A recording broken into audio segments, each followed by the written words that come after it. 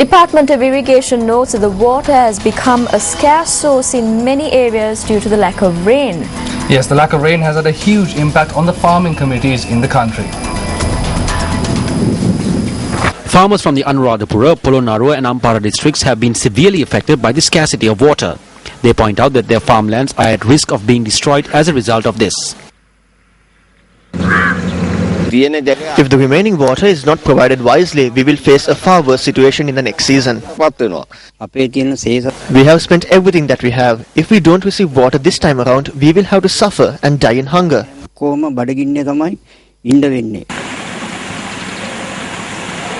Farmers charge that at a time there is a water scarcity, the release of water for farmland is not being managed properly.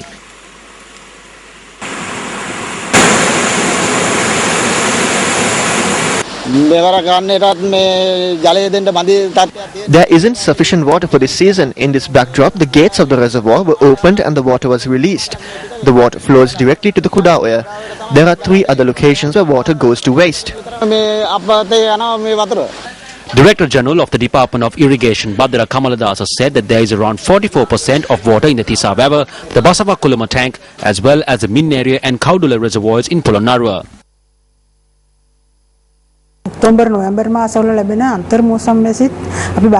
received the intermonsoon rain during October and November. However, this time around we received less rain than what we expected. Water scarcity is reported from several districts. The Department of Irrigation is careful when releasing water. If the drought continues, we will have to rethink of releasing water for drinking purposes. We are working together with the farmers because of this situation. We are looking into this so that the programs are implemented properly. The required capacity is not being recorded at reservoirs and tanks. Such a drought situation was reported back in 2003. Later in 2009 and 2010, similar but less serious situations were reported.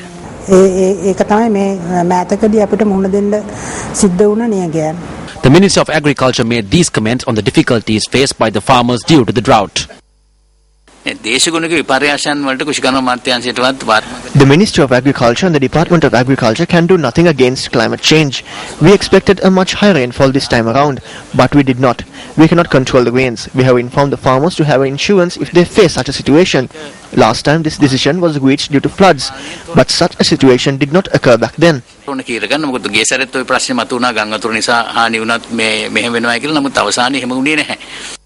Meanwhile, the Water Supply and Drainage Board says that there is an issue of supplying water continuously to several areas due to the prevalent dry weather.